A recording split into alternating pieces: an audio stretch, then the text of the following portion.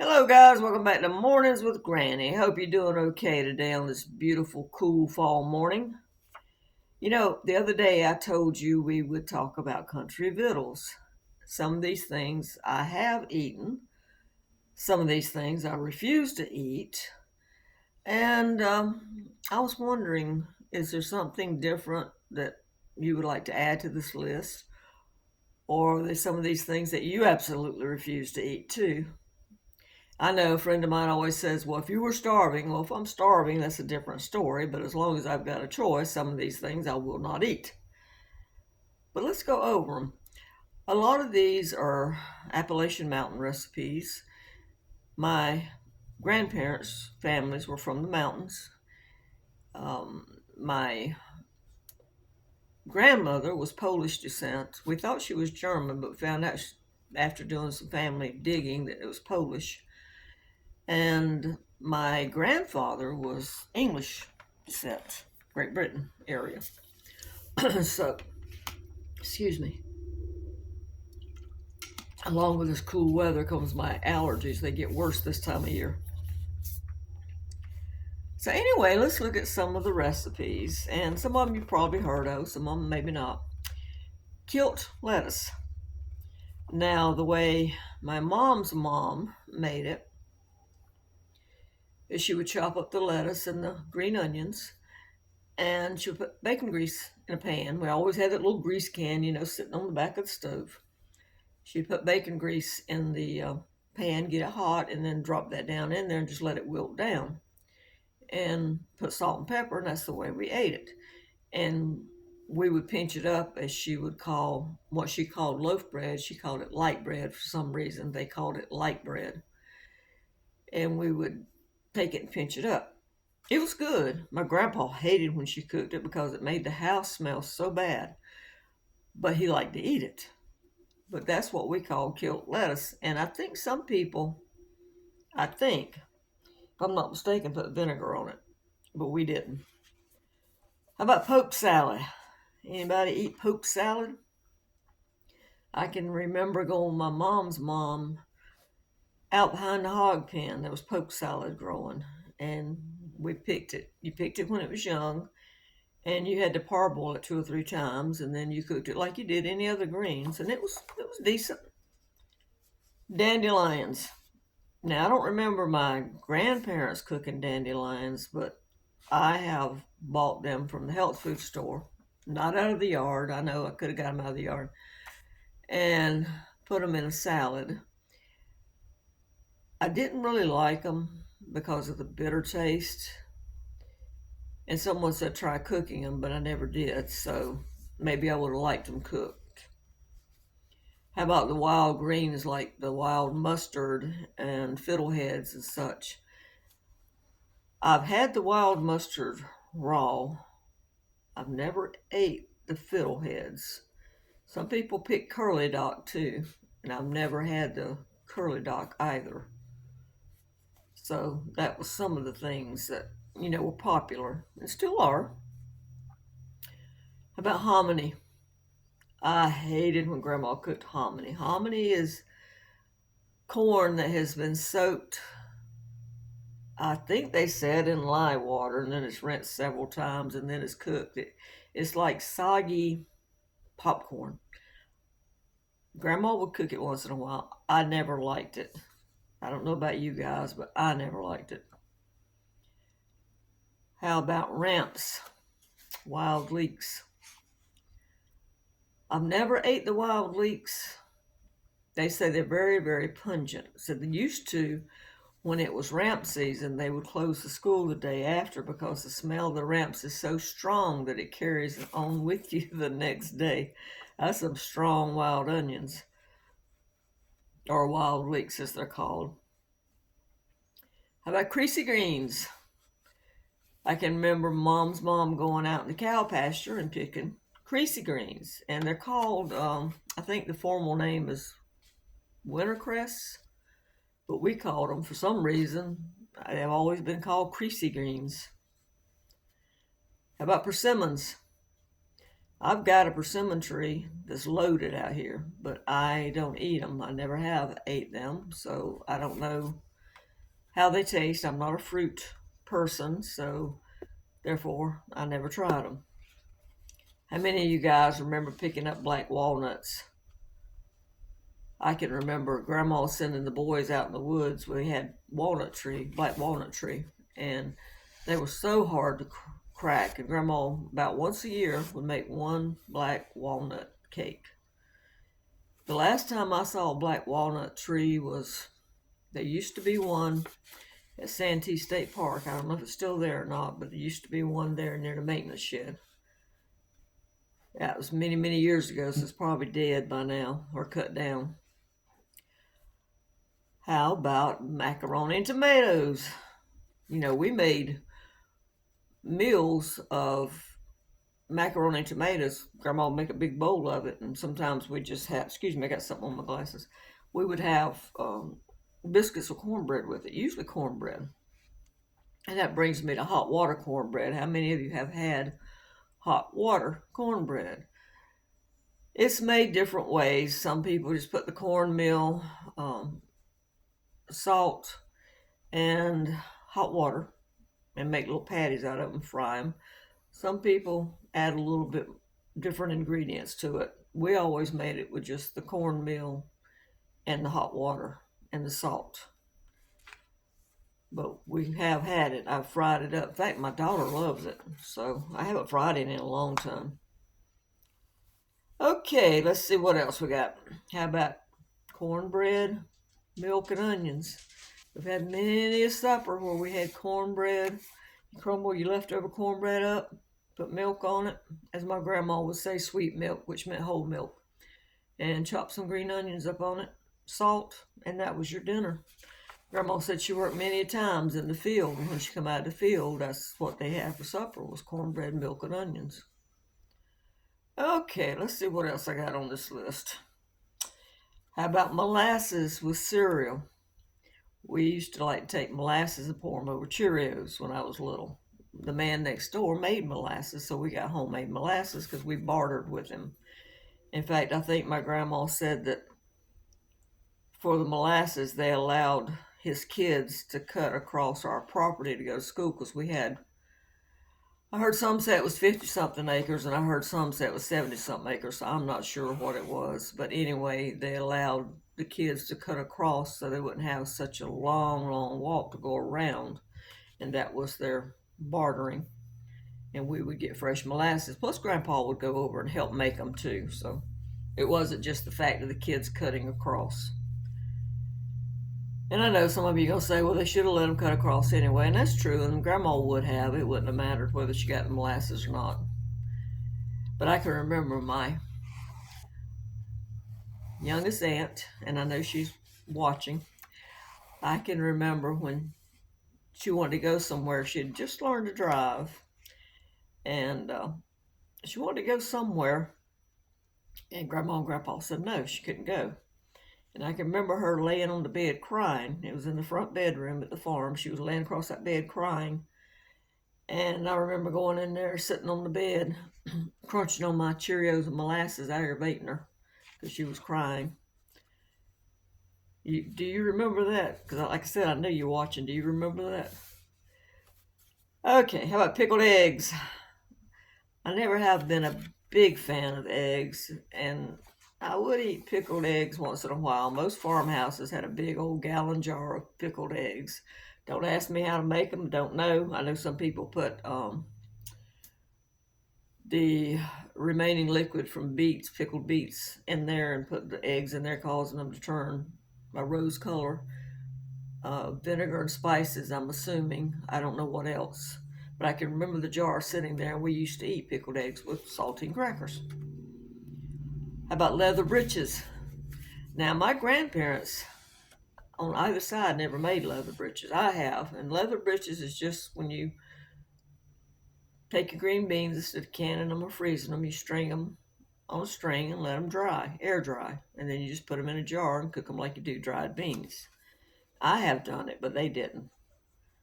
But it is a popular way to preserve green beans. Okay, how about cold bread pudding? Now, I keep looking over at Gizmo. He's over there doing stuff he's not supposed to. Cold bread pudding is different than the bread pudding that most, I'm going to say, Northerners eat. Cold bread pudding was leftover biscuits, and you crumbled them up, homemade biscuits. You crumbled them up, and you put cocoa, eggs, sugar, and vanilla in them, and made them the consistency of brownies, and then you baked them, and that was a dessert. How about chocolate gravy? How many of you eat chocolate gravy? Oh, I used to love when Grandma would make chocolate gravy. Basically, it was water, milk, cocoa, sugar, a little bit of vanilla, and you just cooked it down to a syrup, and then you put it over biscuits or loaf bread and put a little pat of butter on it. Oh, that was so good. That was so good. About fatback gravy, that's just taking the um, grease you have left over after you fry fatback and making it like you do normal gravy, equal amounts of flour and grease, and then add your liquid.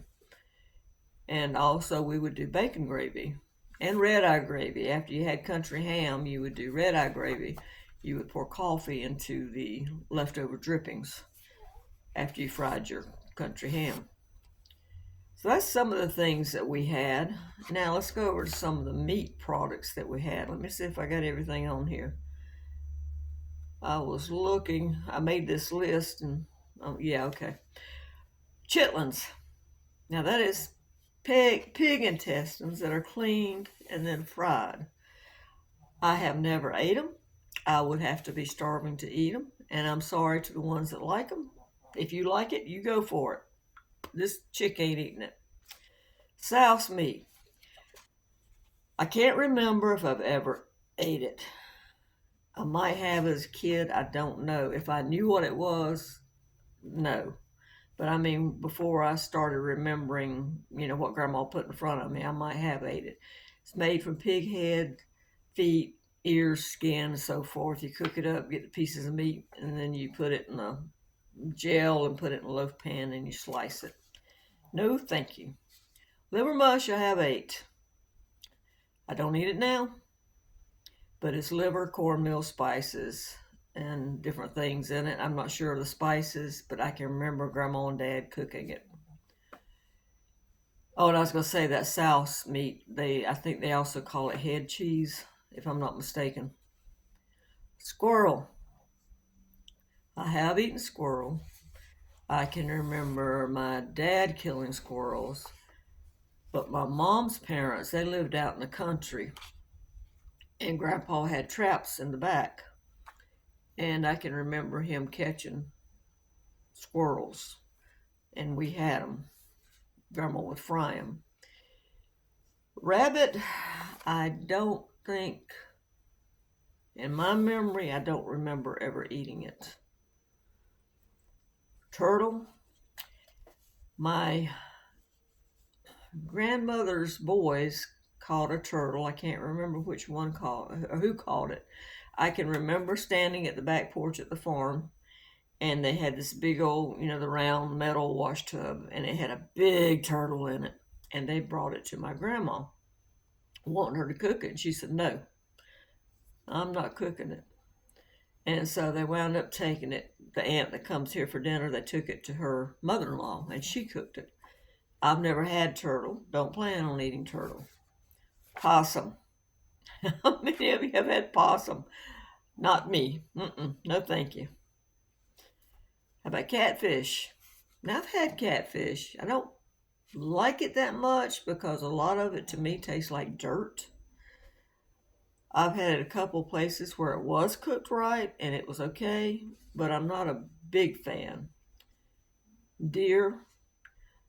My daughter, they usually kill a deer every year and process it. That's one of those meats, if I couldn't get any other type of meat, I would eat it, but I'm not particularly fond of it. How about doves or pigeons? I can remember Grandma cooking those on the farm because the boys went out and killed some and brought them in and cleaned them, and Grandma cooked them. I'm sure I ate some, I just can't remember. I just remember her cooking them. I don't remember the process after that. Groundhogs. Never had it, don't want it, but I know some Appalachian people do eat it. No, thank you. How about pickled pig's feet? Whoa. It's not unusual still to see a jar in a country store in the South, and there be a jar of pickled pig's feet and a jar of pickled eggs. And no, thank you. All right, frog legs. I've had frog legs. I can remember going and sitting at night in the car while Dad went frog gigging. Mosquitoes were awful because you're around a pond, but he would go frog gigging and we would have frog legs. I also remember him going wild boar hunting, and I'm sure I ate it. I just don't remember it because I do remember him going. Goat. I've never ate goat as far as I know. I've never ate goat.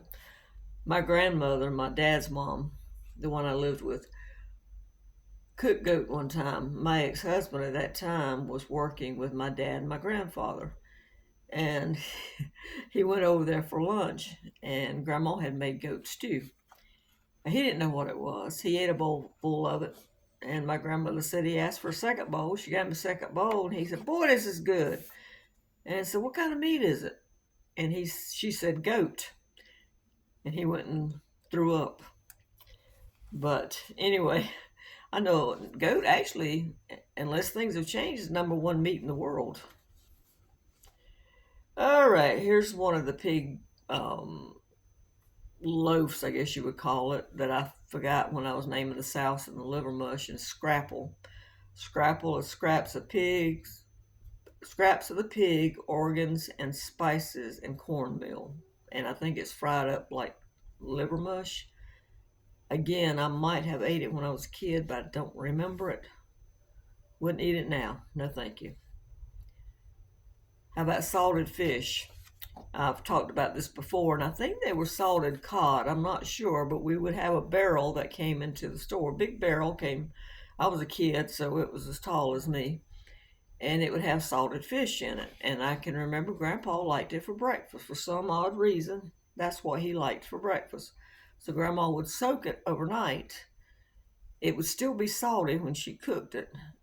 I ate a little bit of it. I never have been a big fish fan, but I can remember the salted. I'm thinking cod. If I'm wrong, somebody tell me. And of course, salmon stew. Grandma used to cook bowls of salmon stew, a big bowl of salmon stew. What's the way I make salmon stew and the way she made it? Of course, I make a smaller version, and I make it about once every 2 years because I'm not crazy about it. Is I take a small can of salmon with the skin and bones. I take the skin and bones off and put that salmon in a pot with 1 pint of whole milk, one 12-ounce can of carnation milk, and a half a stick of butter or more, salt and pepper, and you just let that heat up and the flavors blend together, and you would eat it with saltine crackers. Well, when Grandma would cook that, there would be several people there to eat, and she'd make my uncle went and bought her, the younger Anna talked to her husband, went and bought my grandmother a great big bowl, and she would make that bowl full. She would also use that bowl for her chicken and dumplings. But the salmon stew, she would cook that bowl full, and Grandpa liked to put ketchup on his salmon stew for some reason. But we usually just put crackers, saltine crackers. But we did eat the salmon stew. Now, Grandma would make oyster stew. Now, I don't like oysters, but I would just pick the oysters out. And I would still eat it because I had to eat something. But, yeah, salmon stew was, not that often, I don't think. I don't remember, but maybe twice a year, Grandma making that big bowl. Now, chicken and dumplings, she would make that a lot, because that was one thing that she carried to potlucks, was chicken and dumplings. She was known for her chicken and dumplings. And ours are what they call chicken and slicks, the thin ones, not the puffy ones like my friend was from the north, and that's what she liked, where you just drop them on top. We roll ours out and make them as thin as possible. And no, I haven't made any. I've had people ask me, but my daughter makes the best chicken and dumplings, so I'm not going to make them when I can get her to make them. Which, by the way, I'm still waiting on. She's supposed to make me some last summer. But anyway, that's my list of country victuals. I'm sure you guys are thinking some things that I didn't put on this list, and let me know. Maybe you're from up north and or another country, and y'all eat different things. I've seen what is it, atomic shrimp from Great Britain. He goes out and he picks nettles and different things that I wouldn't think about eating, but he shows different things in his area, and I'm sure that you have different things. Of course, we picked the blackberries and the plums alongside the road that grew, and um, trying to think what else. Some people pick crab apples. Crab apples here, like this, you don't hardly get anything. I can't think of anything right off the bat different than what I've told you. I'm sure after I get off here I will. But anyway, if you're from the South, if you've had any of these things, or you won't, like me, won't eat some of them, put it down in the comments, or maybe, like I said, you can add something different. Or even, like I said, from the North. Oh, no, excuse me. Or from another country. Put some things that maybe you foraged or you can remember from childhood that you ate, and maybe you don't eat it anymore. All right, guys. I've enjoyed it. I hope you have too. So I'm going to get off here. I've got some work to do, and then I've got company coming over, so I want to get through. I hope you have a good day. Enjoy this beautiful fall weather, and I will see you later. Bye-bye.